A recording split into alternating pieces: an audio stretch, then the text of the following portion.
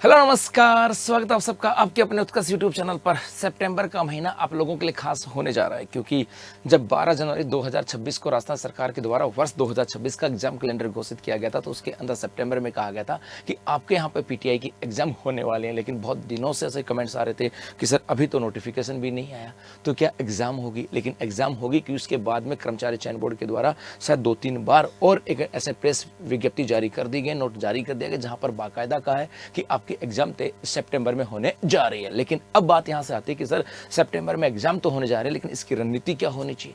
यहां पर कितने पेपर होंगे, उनके अंदर नेगेटिव मार्किंग है कि नहीं है, वहां पर आपके न्यूनतम मार्क्स कितने चाहिए, वो होना चाहिए, आपकी प्लानिंग क्या होनी चाहिए, और उत्कर्ष क्लासेस आप लोगों के लिए क्या करने जा रहा है, यूट्यूब पे क्या करने जा रहा है, इसके अलावा क्या उत्कर्ष ऐप में क्या कुछ करने जा रहा है, या फिर ऑफलाइन भी कुछ हम आप लोगों के लिए खास करने जा रहे हैं। इन सब बातों की चर्चा यहाँ पर हम लोग करने वाले इस सेशन के अंदर। बेसिकली शारीरिक प्रशिक्षण अनुदेशक की बात करें, पीटीआई ग्रेड 3 की बात करें, परीक्षा की योजना क्या होगी और सफलता की अचूक रणनीति, मतलब कैसे आपकी तैयारी हो ताकि आने वाले समय जब आप एग्जाम में बैठो तो आपका कॉन्फिडेंस अप लेवल का हो, कि आपको लगे कि हाँ इस बार सिलेक्शन ले लूंगा और एग्जाम भी बेहतर जाए और सिलेक्शन भी हो। तो उसी की बात होने वाली इस सेक्शन के अंदर। जी बेसिकली हम बात करें यहाँ से कि पात्रता एवं योग्यता की बात करूं, मैं पात्रता एवं योग्यता की बात करूं तो शैक्षणिक योग्यता 12वीं पास और उसके बाद में मान्यता प्राप्त कहीं से भी बीपीएड या डीपीएड का प्रमाण पत्र या डिप्लोमा डिग्री होनी चाहिए, मतलब 12वीं पास होना चाहिए थर्ड ग्रेड के लिए, और उसके साथ आपके पास बीपीएड है या डीपीएड है, मतलब डिग्री या डिप्लोमा है, तो वो व्यक्ति इस पीटीआई के एग्जाम में बैठ सकता है। एक यहाँ से आता है स्वास्थ्य को लेकर के आता है कि शारीरिक और मानसिक रूप से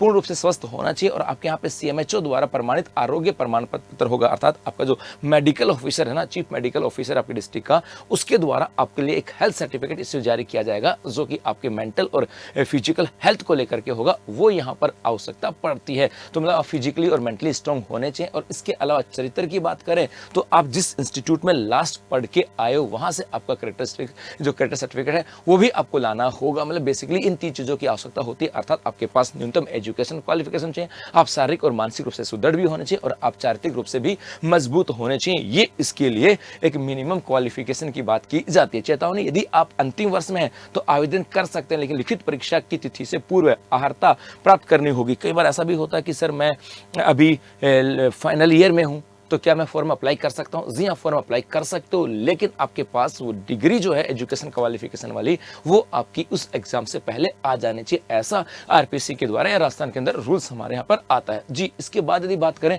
परीक्षा की स्कीम, गुरुजी ये तो पता लग गया, अब एग्जाम कैसे होगी? तो यहाँ पर आपके प्रथम पत्र की बात करें, सामान्य ज्ञान का होगा 200 अंक का, फर्स्ट पेपर होगा 200 अंक का, सेकंड पेपर होगा जो सब्जेक्ट को लेकर के होगा ये 260 अंक का होगा। इसके अलावा आपके स्पोर्ट्स जो सर्टिफिकेट होते हैं उनके आधार पे 40 अंक तक मिलेंगे। ये अलग अलग सर्टिफिकेट के ऊपर अलग अलग वेरी करता है, आपका नेशनल पे अलग है, इंटरनेशनल पे अलग है, एशियन का अलग, मतलब अलग अलग पे अलग अलग वेरी करता है। और कुल मिलाकर के आपके 500 अंकों का ये पेपर होने वाला है, मतलब पूरे 500 अंकों का होगा। और इसी में जिसके मैक्सिमम नंबर होंगे, अर्थात यहाँ पर मैक्सिमम नंबर के मेरिट के आधार पर फाइनल सेक्शन होगा, मतलब फर्स्ट पेपर, सेकंड पेपर, और उसके बाद में आपके स्पोर्ट्स सर्टिफिकेट का कुल मिलाकर के जितने नंबर बनते हैं उनमें से मैक्सिमम जो होता है उनकी मेरिट लिस्ट के आधार पर फाइनल सिलेक्शन होता है। जी हाँ, चयन का आधार केवल लिखित परीक्षा नहीं है, आपके खेल प्रमाण पत्रों का भी सीधा प्रभाव पड़ने वाला है। अब आता है यहाँ से कि सर पासिंग और पेंडिंग की बात करें। बेसिकली जब लास्ट पीटीआई की एग्जाम लगी थी उसके अंदर बहुत सारे बच्चों को कंफ्यूजन था, और वो कंफ्यूजन था 40% मार्क्स को लेकर के। मन में ऐसा होता था कि सर ओवरऑल 40% मार्क्स चाहिए होते हैं, या सिर्फ फर्स्ट पेपर में 40% मार्क्स चाहिए होते हैं, या फिर सेकंड पेपर में 40% मार्क्स चाहिए होते हैं। तो यहाँ पर बात करूँ इंडिविजुअल पेपर 40% मार्क्स की आवश्यकता होती है। यदि फर्स्ट पेपर की बात करें तो वहां पर भी आपके पास न्यूनतम 40% मार्क्स होने चाहिए, तभी आप आगे के लिए क्वालिफाई हो, आपका सेकंड पेपर काउंट किया जाएगा। या फिर यदि आपने फर्स्ट पेपर में 40% से स्कोर कर लिया तो सेकंड पेपर आपको काउंट किया जाएगा, लेकिन यदि सेकंड पेपर के अंदर आपके पास 40% मार्क्स नहीं है तो फिर आपको और आगे काउंट नहीं किया जाएगा। मतलब इंडिविजुअल फर्स्ट और पेपर और सेकंड पेपर दोनों में 40% से अधिक मार्क्स होने चाहिए। इसके अलावा प्रत्येक गलत उत्तर के लिए 1/3 नेगेटिव मार्किंग भी यहाँ पर आने वाली है, तो 1/3 नेगेटिव मार्किंग होगी, और दोनों पेपरों में इंडिविजुअल 40% मार्क्स की लाना अनिवार्य है। जी हाँ, बस ये अलग है कि एससी और एसटी के लिए 5% की छूट यहाँ पे दी जाती है।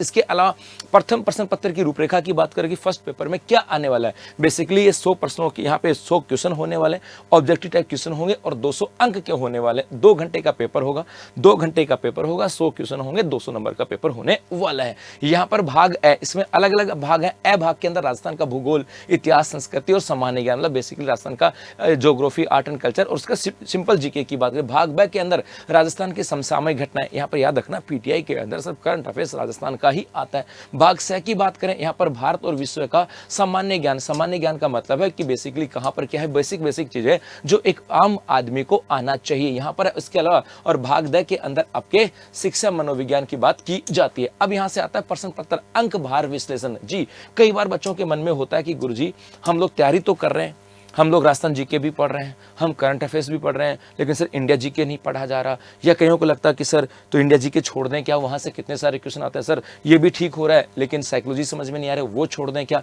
या सर साइकोलॉजी इंडिया और करंट समझ आ रहा है, राजस्थान जीके समझ आ रहा है, वो छोड़ दें क्या। ऐसा बहुत बार होता है। तो सर बता सकते हो क्या कि कहाँ से कितना मार्क्स के क्वेश्चन आते हैं, कहाँ से कितने मार्क्स के क्वेश्चन आते हैं। तो बेसिकली हमने एक पाई चार्ट बनाया जिसके आधार पर आपको समझाने की कोशिश की। ये एक सांकेतिक है और ये डिपेंड करता है लास्ट एग्जामों के ऊपर। ये लास्ट एग्जामों के अनुसार है, आगे ऐसा होगा इसकी कोई गारंटी नहीं है, क्योंकि लास्ट जो एग्जाम लगी थी उनके बिहाफ पर हम एक अंदाजा लगा सकते हैं कि ऐसा होगा। यहां पे बात करें 10% की बात करें, आपके 10 क्वेश्चन आते हैं राजस्थान करंट अफेयर्स के आते हैं। 20 की बात करें आपके 20% आते हैं शिक्षा मनोविज्ञान के, 30 क्वेश्चन आते हैं भारत और विश्व के ज्ञान के और 40 क्वेश्चन आपके यहाँ से आता है राजस्थान के जीके के। तो 40% राजस्थान जीके का होता है।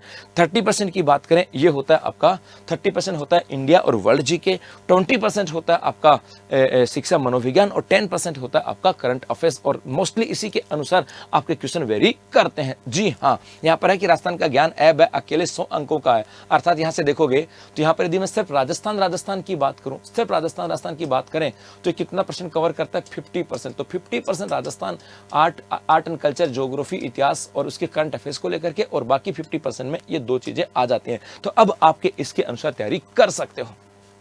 जी, उसके बाद राजस्थान विशेषांक की बात करें 100 अंकों के अंदर, राजस्थान विशेषांक की बात करें गुरुजी 100 अंकों का जो पेपर, उसमें राजस्थान विशेषांक में क्या आता है, जैसे भूगोल की बात करें तो स्थिति विस्तार है, भौतिक स्वरूप है, जलवायु है, कृषि है, पशु संपदा, डेयरी है, जनसंख्या, उद्योग, पर्यटन ये है। कला संस्कृति में लोक देवता, देवी देवता, संत, स्थापत्य, मेले, चित्रकला, वेशभूषा, भाषा, साहित्य, इतिहास में प्राचीन सभ्यताएं हैं, 18वीं शताब्दी में गुजर प्रतिहार शासन था, स्वतंत्र संग्राम है, प्रजामंडल है। और करंट अफेयर्स की बात करें तो यहाँ पर, और पॉलिटिकल की बात करें तो राज्यपाल है, मुख्यमंत्री, आरपीसी, मतलब कुछ जो आयोग है उनकी बात करें, और करंट अफेयर्स आपके यहाँ पर आते हैं। भारत और विश्व के भूगोल और मनोविज्ञान की बात करें तो भारत और विश्व के भूगोल में आपके जैसे विश्व में महाद्वीप, महासागर, पवने हैं, पर्यावरणीय समस्याएं हैं, भारत में स्थिति है, मानसून है, अपवा तंत्र है, अर्थव्यवस्था है, संविधान में विदेश नीति है, यूएन है, 1999 से 35 के अधिनियम है, जी प्रधानमंत्री है, राष्ट्रपति है, शिक्षा मनोविज्ञान में अधिगम के सिद्धांत है, शिक्षार्थी का विकास है, व्यक्तित्व है ना, इंटेलिजेंस है, अभिप्रेरण, मोटिवेशन है, और व्यक्तित्व विभिन्नताओं की बात करें, ये यहाँ से आ जाते हैं। अब सेकंड पेपर की बात करें, सेकंड पेपर में क्या होता है, बेसिकली सेकंड पेपर में आपके क्वेश्चनों की संख्या होती है 130 और ये अंक हो जाते हैं आपके 260, अर्थात 1% 2 अंक का होता है, और इसका समय भी 2 घंटे होते हैं। यहाँ पर विषय आधारित शारीरिक शिक्षा एवं खेलों का वर्त ज्ञान की बात की जाती है। मतलब यहाँ पर बेसिकली बात करें तो आपका पूरा सब्जेक्टिव जो नॉलेज है वो यहाँ पर आता है, उसके अंदर सब्जेक्ट में साइकोलॉजी को लेकर के, सब्जेक्ट में साइंस को लेकर के, सब्जेक्ट के अंदर योगा को लेकर के, सब्जेक्ट में फिटनेस को लेकर के, सब्जेक्ट में स्पोर्ट्स को लेकर के, मतलब इस सब्जेक्ट की जो जो क्राइटेरिया आता है उन्हीं को लेकर के आपके पेपर बनता है। जी हाँ जी, यदि यहां से बात करें 8 भागों का चक्रव्यूह की बात करें, बेसिकली 8 भागों में हम बांट के पढ़ सकते हैं। जैसे यहां पर हाईएस्ट प्रायोरिटी की बात करें, सबसे ज्यादा प्रायोरिटी किसको दे सकते हैं, भाग ए को दे सकते हैं, जिसमें माध्यमिक और उच्च माध्यमिक से सारी शिक्षा का ज्ञान, अर्थात जो आपके माध्यमिक और उच्च माध्यमिक की 10वीं और 12वीं में जो आपके फिजिकल एजुकेशन था उसका ज्ञान आपके यहाँ से आता है। हाई प्रायोरिटी के अंदर आपके भाग 2 खेल और वर्तमान मामलों का ज्ञान, जी भाग 7वां है मूल शरीर संरचना जो साइंस को पोर्शन को लेकर के, और 8 है मनोरंजन, शिविर और योग की बात करें, अर्थात ये लगभग 40 अंक के आ जाते हैं।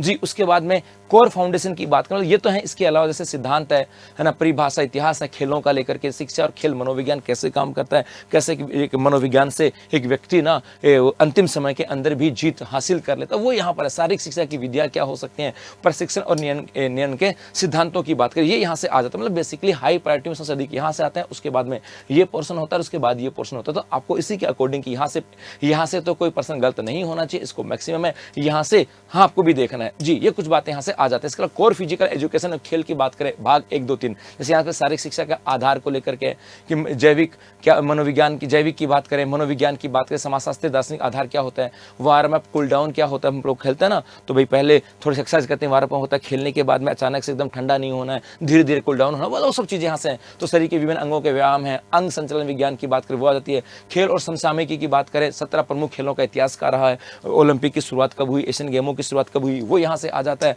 मैदान कितने बड़े हैं, कितने बाई कितने का होता है, खेलों उनके उपकरण कौन कौन से हैं, खेल शब्दावली को लेकर के आता है, अवार्डों को लेकर के आ जाता है, आधुनिक ओलंपिक खेलों को लेकर के आ जाता है। और सिद्धांत और इतिहास की बात करें तो प्राचीन भारत और शारीरिक शिक्षा के जी आंदोलन की बात करें यहाँ से है।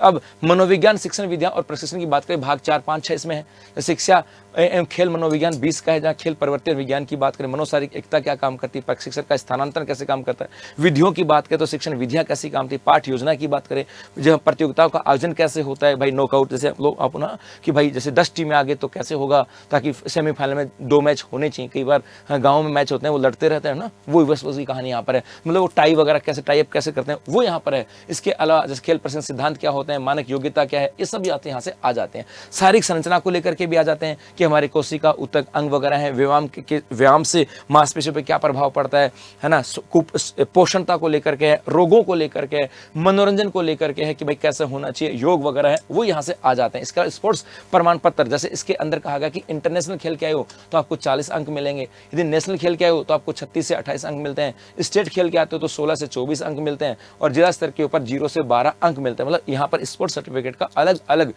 जो लेवल आपका होता है उसके अकॉर्डिंग आपको मार्क्स दिए जाते हैं। जी हाँ, अब सफलता की रणनीति की बात करें तो सबसे पहले नंबर 1 40% की अग्नि परीक्षा। बेसिकली आपको हर पेपर में इंडिविजुअल 40% मार्क्स लेकर के आने हैं। ये मान के चलो, ठान लो, अच्छे से गांठ बांध लो, लेकर के आना मतलब लेकर के ही आना है। क्योंकि बहुत बार लास्ट जो एग्जाम लगी थी उन बच्चों से पूछ लेना ये 40% कितना परेशान करता है। उसके बाद नंबर 2 हाई वेटेज जोन्स पे प्रहार। इसके बाद में आप देखोगे फर्स्ट पेपर में राजस्थान का जीके काम करता है, उसके ऊपर फोकस करना है। सेकंड पेपर में आपके भाई स्पोर्ट्स में कौन कौन सा सेक्टर है ना, कौन कौन से अध्याय जो 8 चैप्टर हैं उनमें से कौन कौन से हैं, जो 10वीं 12वीं वाला जो लेवल है उसके ऊपर आपको फोकस करना है जी, जहाँ पे मैक्सिमम स्कोर यहाँ से होता है। और उसके बाद में स्पोर्ट्स बोनस का लाभ, और इसके अलावा आपको यहाँ पर कि आपके पास सर्टिफिकेट कौन से, उसके अकॉर्डिंग जो मार्क्स मिलते हैं वो आपको मेरिट में अप लेकर के जाते हैं। जी हाँ जी, अब हम लोग क्या कर रहे हैं, हम लोग आप लोगों के लिए सबसे पहले तो YouTube के ऊपर एक सीरीज लेकर के आए जिसका नाम है PTI टारगेट सीरीज जी। और ये PTI टारगेट सीरीज आपके 11 जून से स्टार्ट हो रही है। जी हाँ, PTI टारगेट सीरीज आपके जून 11 2026 से प्रारंभ हुई, जहां पर सबसे पहले एनाटॉमी भागीर सर लेकर के आ रहे हैं सुबह 10 बजे उत्कृष्ट टीचिंग एग्जाम के ऊपर, 11 बजे आपके फिजिकल एजुकेशन भुवनेश्वर हैं, और 1 बजे Rajasthan art and culture Rajesh Paliwal sir. मतलब आपके लिए राजस्थान उत्कृष्ट टीचिंग एग्जाम के ऊपर हम लोग आप लोगों के लिए लेकर के आ रहे हैं PTI टारगेट सीरीज, जहां पर अभी तो शुरुआत में ये तो 3 क्लासेज हैं, तो शुरुआत है, अभी बहुत सारी क्लासेस यहां पर आने वाली हैं। हाँ, यहाँ पर आपके हिस्ट्री की भी होंगी, पॉलिटी की भी होंगी, करंट की भी होंगी, ज्योग्राफी की होंगी, सब आपके यहाँ पर होने वाली हैं, इंडिया की भी होंगी। इसके अलावा यदि आप जोधपुर सेंटर से यदि ऑनलाइन या ऑफलाइन पढ़ना चाहते हो तो हमारे जोधपुर सेंटर पर ऑफलाइन और ऑनलाइन एक PTI का टारगेट बैच प्रारंभ हो रहा है, फर्स्ट पेपर और सेकेंड पेपर का, जिसकी ऑफलाइन फीस है 7,000 और ऑनलाइन की फीस है 2,000। यदि आप जोधपुर सेंटर पर आकर के ऑफलाइन पढ़ना चाहते हो तो 7,000 फीस है, और ऑनलाइन घर बैठे उसी चीज को फील कर सकते हो मात्र 2,000 रुपए के अंदर। जी हाँ, जो कि आपके 15 जून से प्रारंभ हो रहा है, 70 दिन का प्रोग्राम होगा, 530 घंटे का प्रोग्राम है, और जिसमें आपको 15 टेस्ट भी होने वाले हैं। तो आप इसके जोधपुर में उत्कृष्ट क्लासेस जो हमारे जालूरी गेट चौराहे है वहां पर भी आकर के संपर्क कर सकते हो, या हमारी हेल्पलाइन ऊपर के नंबर पर भी आप संपर्क कर सकते हो। तो 15 जून से हमारा टारगेट बैच प्रारंभ हो रहा है, जो टारगेट बैच आपको PTI बनाने का टारगेट होगा। तो बस जुट जाओ तैयारी के अंदर, क्योंकि सितंबर ये महीना बार बार नहीं आएगा, एक बार आएगा, और उस एक बार का जो मौका है उसको इस बार फाइनल डेस्टिनेशन तक पहुंचाना है। धन्यवाद।